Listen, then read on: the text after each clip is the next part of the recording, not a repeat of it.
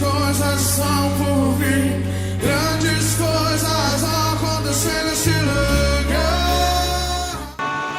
Gênesis, capítulo de número 22 e versículo de número 1. Diz assim a palavra do Senhor: e aconteceu depois destas coisas que provou Deus a Abraão e disse-lhe: Abraão, e ele disse: eis-me aqui. Você percebe? Em algumas versões, essa palavra provou vai falar tentou, mas a versão mais aproximada do original é essa: pois Deus aprova a Abraão. Porque nós vamos ver em alguns versículos aqui que Deus não tenta ninguém. Amém, queridos? Deus não tenta ninguém. E na questão de Abraão, Deus colocou ele à prova, permitiu sobre ele a prova para extrair dele o seu melhor, como pai da fé, como patriarca, e temos ele hoje pela fé como o nosso pai da fé, Abraão. Então Deus colocou ele à prova. Se você colocar a mente para funcionar, qual foi o outro personagem que Deus colocou ele à prova? Vou colocar aqui o mais popular, acho que todo mundo vai saber quem é. Quem é? Jó. O Matheus falou logo. Jó. Ali o próprio Deus, irmãos, o próprio Deus permitiu a prova para a vida de Jó. E nós vemos que o próprio Deus é quem dá testemunho de quem era Jó. Você lembra? Você lembra do testemunho que Deus dá para Satanás de quem era Jó? Homem, vamos lá, homem temente a Deus, o que mais? Íntegro, o que mais? Justo e fiel. Quem está falando isso não é os homens que estão ao redor, não. Os homens que estão ao redor, os amigos, quando ele está na prova, os amigos dizem: Jó, isso aí tudo que não está passando é pecado. Confessa o teu pecado, porque Deus vai ter misericórdia de ti. Mas o próprio Deus, irmão, é quem dá testemunho do homem de Deus que era Jó. E é um homem, na sua época mais próspero, mais abençoado, irmão. Fisicamente, era o homem mais abençoado. Tinha sua empresa, tinha sua fazenda, tinha os seus negócios e ainda servia a Deus. E de repente, o próprio diabo aponta o dedo na direção de Deus e diz: a culpa disso é tua. Você é o culpado disso. Por acaso é em vão que Jó te serve? Tu tens cercado a casa dele de todos os lados, tem abençoado ele de todos os lados. Como é que um homem desse vai blasfemar contra ti? Ou pecar contra ti? E a Bíblia diz que Deus, aleluia, permitiu que Jó fosse provado. Não tentado, provado. Disse: vai, toca em tudo que é dele, só não toca na vida, porque a vida dele é minha. Satanás sai, toca na sua riqueza, na sua fazenda, nos seus empregados, toca nos seus filhos e ainda mais, toca também na sua saúde. Aí eu me pergunto, como é que Deus vai conseguir, através de uma prova como essa, ainda extrair algo melhor daquilo que Jó tinha?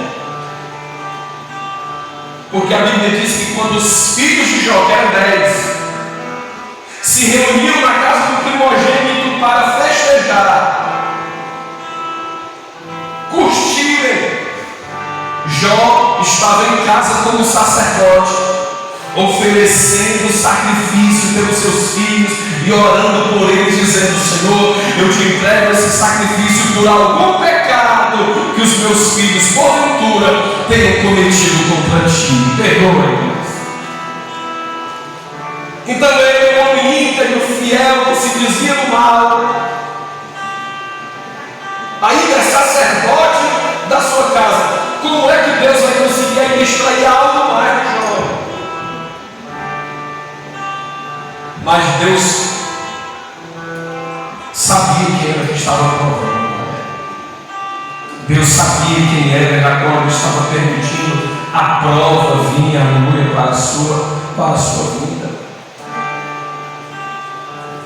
E a Bíblia fala, ainda nos primeiros capítulos de Jó, dizendo: Jó, o teu começo terá sido pequeno, olha isso, mas o teu final crescerá em extremo. Queridos, Jó, que já era rico, depois da prova, se tornou 2 vezes mais rico. Depois da prova, se tornou 2 vezes mais próspero.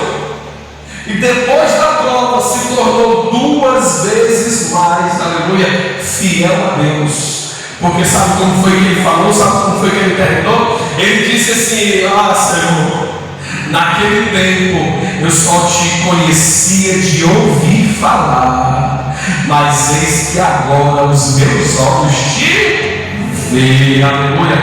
Querido, é exatamente o propósito da prova para a vida do crente.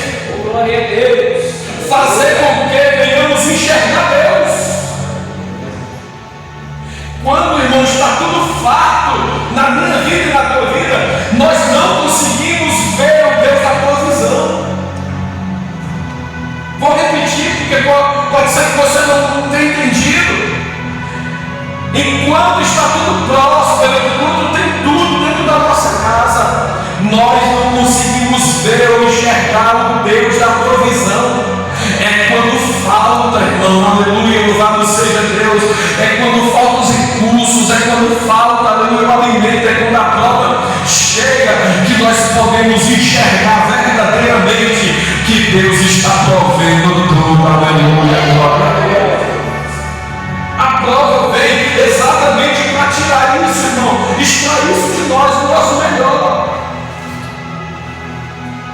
Eu me lembro de um testemunho de um pastor que ele estava pregando numa igreja que nós fomos visitar uma festa. Eu não sei se vou lembrar do testemunho completo. E eles estavam passando por uma prova muito grande mesmo, era exatamente financeira. E ele estava na cozinha, mexendo alguma coisa para comer, algo bem simples. E o filho dele se aproxima e diz: pai, eu quero comer uma pizza. Eu disse: filho, eu estou doido para comer uma banana, eu não tenho dinheiro para comprar uma banana. Aí ele olhou para o pai e disse: pai, mas o Senhor disse que Deus nos ouve, né? Se eu falar com Deus, Deus me ouve? Me ouve. Aí disse que o filho saiu, ele ficou lá mexendo nas coisas, né? Lavando aqui as louças, ajeitando aqui. E o filho demorou, hein? O filho tinha de 5 para 6 anos de idade, mexendo lá nas coisas, ele demorou. Sabe, cadê esse menino? Ele foi lá no quarto, Quando ele chega no quarto, o menino está de joelho dobrado, com um papel na mão, escrevendo, orando, falando para Deus. Deus, meu pai disse que quando nós oramos, o Senhor me ouve. E o Senhor é Deus de providência. E que o Senhor responde a nossa oração. Senhor, eu quero uma pizza de calabresa com borda de catupiry. Ele falou assim, orando, e uma Coca-Cola bem geladinha. Quando ele disse, Senhor, o meu pai está querendo comer banana, traz banana para ele comer. Querido, aí o pai vendo aquela cena lá que começou a descer, aí ele orava pedindo, Deus, permita que o meu filho tenha uma experiência contigo. Permita que o meu filho tenha uma experiência contigo. Aí ele saiu, se levantou e disse, opa, hoje eu vou comer essa pizza e o Senhor vai comer essa banana que o Senhor quer. Querido, aí deu 9 horas e nada. Deu 11 horas e nada. Vai chegar. Querido, deu 11h30. Esse pai vai chegar. E o pai atribulado já, com a mão na cabeça. Senhor, manda a resposta. O que eu vou fazer, Senhor? Ele disse que de repente, faltando poucos minutos para meia-noite, risca um carro na frente da casa deles. E eu digo, pastor, nós viemos aqui, que Deus me incomodou, nós já estava deitando para dormir, mas Deus não deixou eu dormir. E disse que eu tinha que comprar uma pizza de calabresa com borda de catupiry, uma Coca-Cola bem geladinha, e vem aqui no carro, pastor, vem no carro e pega uma penca de banana, entrega para o pastor, a pizza de catupiry no calabresa de catupiry, a Coca-Cola bem geladinha, aí eu olhei para o pai, é verdade, Deus ouve a nossa oração,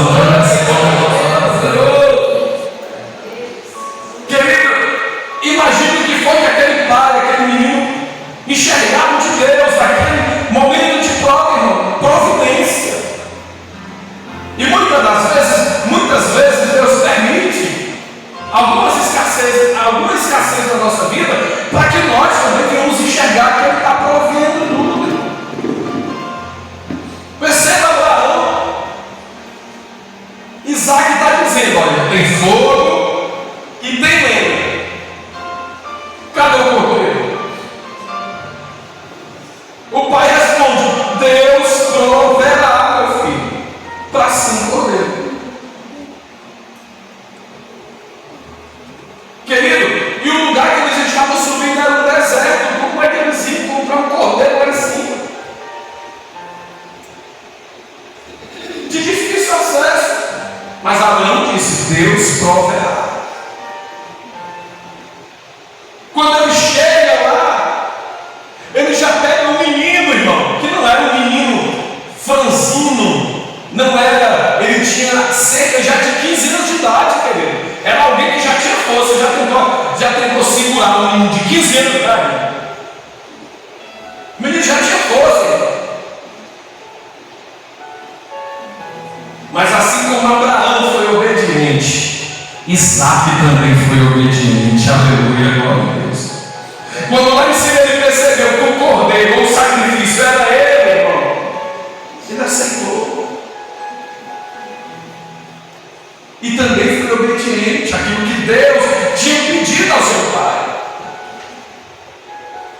Abraão pega ele no braço, já amarrado, coloca ele em cima do altar, pega o cutelo, o instrumento que servia exatamente para sangrar o animal. Quando ele pega o cutelo, ele vai matar Isaac. Querido, o anjo, a Bíblia diz que a velocidade do anjo, ela atinge a velocidade da luz. Ele sai do Oriente e se mostra no Ocidente rapidamente, irmão, o anjo. Ele se movimenta rapidamente, é veloz, irmão. Mas Abraão era tão obediente que ele nem obedecer à voz de Deus. No meu tempo veio o anjo chegar. A Bíblia diz que o anjo, da onde ele vinha, ele teve que bradar, e gritar. Ele não tinha nem chegado ainda, o anjo. E a faca já estava no meu caminho para atingir Isaac. Hoje não vai dar tempo eu chegar. O homem é obediente, rapaz. Não vai dar tempo eu chegar. E antes de chegar, ele grita: Abraão, não faça isso com teu filho. Porque Deus já sabe o que você tem aí. Aleluia, glória a Deus. E ele para. E quando ele tira o menino, irmão, de cima do altar, Isaac de cima do altar, ele olha e vê amarrado um cordeiro, louvado seja Deus, preso pelos chifres dos arbustos, louvado seja o nome do Senhor. Deus provendo o cordeiro para o sacrifício. É no momento de prova que o crente passa, irmão, que nós enxergamos o quanto o nosso Deus é um Deus provedor. Nós falamos sobre provação e vamos entender agora o que é tentação. Abra Tiago, capítulo de número 1, versículo 12 até o 14. Bem-aventurado o homem que suporta a tentação, porque quando for provado, receberá a coroa de vida, a qual o Senhor tem prometido aos que o... Aí o versículo 13: ninguém sendo tentado diga, de Deus sou tentado, porque Deus não pode ser tentado pelo mal, e a ninguém tenta. Agora olha só o versículo 14: mas cada um de nós, irmão, é tentado quando atraído e engodado pela sua própria concupiscência. Para você entender melhor, concupiscência, louvado seja Deus, atraído pelos seus próprios prazeres da carne. Concupiscência é exatamente isso, amados. É desejo desenfreado de prazer. Então a tentação, irmão, ela é gerada na nossa vida. Ela entra no nosso corpo pelas janelas do corpo. Você sabia que o teu corpo tem janelas? Você sabia que o corpo das pessoas tem janelas? E são essas janelas que o mal consegue entrar no corpo das pessoas, irmãos. Uma dessas janelas, e eu digo que é a principal, é os olhos. Aquilo que nós olhamos e permanecemos olhando acaba trazendo para nós exatamente desejos, pensamentos internos.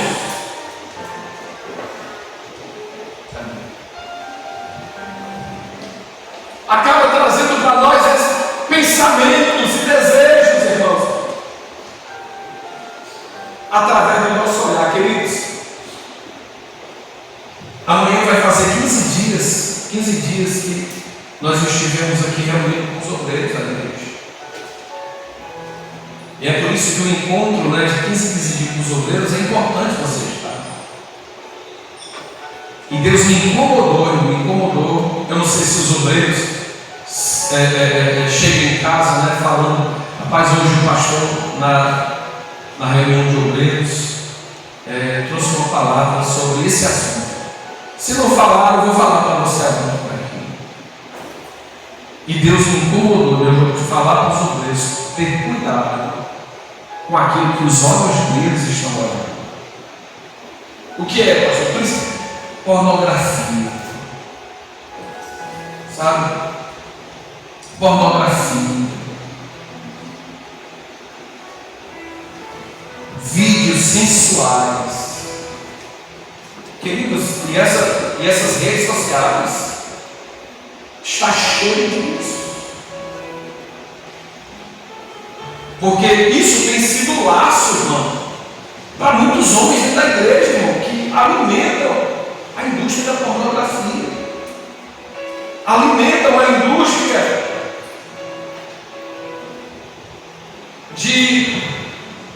dos filmes pornôs, irmão. Eu estou falando de crentes, querido. Estou falando de pastores que são viciados. Estou falando de homens dentro da igreja que são viciados e que permitiram isso entrar pelos seus olhos e acabaram atingindo a sua alma. E só Deus sabe o quanto a nossa alma, irmão, está sadia ou está envenenada. E o veneno da pornografia, infelizmente, tem atingido muitos homens dentro da igreja. E aí eu não estou falando de homens solteiros, não, irmãos, que entram também no embalo. Eu estou falando de homens casados. E que essa prática, inclusive, tem afetado, irmão, o relacionamento marido e mulher. Você entende isso? O prejuízo que é isso? E como é uma brecha, uma porta aberta, exatamente para destruir o quê? O casamento. E olha, você tem cuidado com os convites, irmão, da mulher sensual. Cuidado com os beijos da mulher sensual. É doce, mas se torna amargo. Mas foi por onde que entrou? Entrou pelos olhos. Então aqui eu aconselho, varões, vigiem. A sua carne, a nossa carne, ela não aprende, ela não se converte. E nós precisamos, irmão, fechar as brechas para essa carne não encontrar ocasião. Não vá para o banheiro tomar banho, um celular na mão.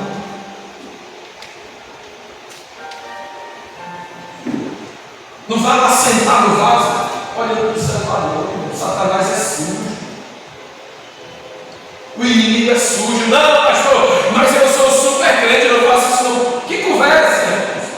Eu disse que a carne só quer uma ocasião. E se ela tiver essa ocasião, irmão, você cede. Nós cedemos. E por isso, louvado seja Deus, fuja das aparências do mal. E não permita que a tua vida espiritual, não permita que o teu casamento, não permita que a tua comunhão com Deus seja ferida ou seja manchada por este mal que tem afetado tantos crentes, tem afetado tantas pessoas, queridos.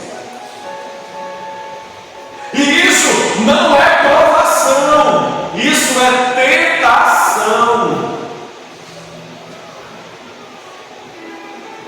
Oh, aleluia. Mas aí tem uma pergunta para você. Tem uma pergunta para nós nesta noite. Botar a nossa mente para funcionar um pouco. Aprovação. Deus nos prova além da nossa força. Porque a Bíblia diz nos versículos que nós lemos que a tentação ela vem de dentro, e o homem não é tentado por Deus, ele é atraído por aquilo que está dentro dele, ele é atraído por aquilo que ele tem alimentado dentro de si, o pecado. É aí que a tentação se origina, irmão, através das nossas concupiscências. Porque permitimos que o mal entrasse pelos nossos olhos e que os nossos pensamentos começassem a maquinar, pensar, alimentar e descer no coração, querido. Compreenda isso, entenda isso nesta noite. Nós não podemos nos entregar para a nossa mente. Sabe por que a depressão, a ansiedade, o pânico, irmão, tem atingido as pessoas, é que as pessoas estão se entregando para a sua mente. E eu quero falar para você que você não é a sua mente. A sua mente vive mentindo para você, aleluia.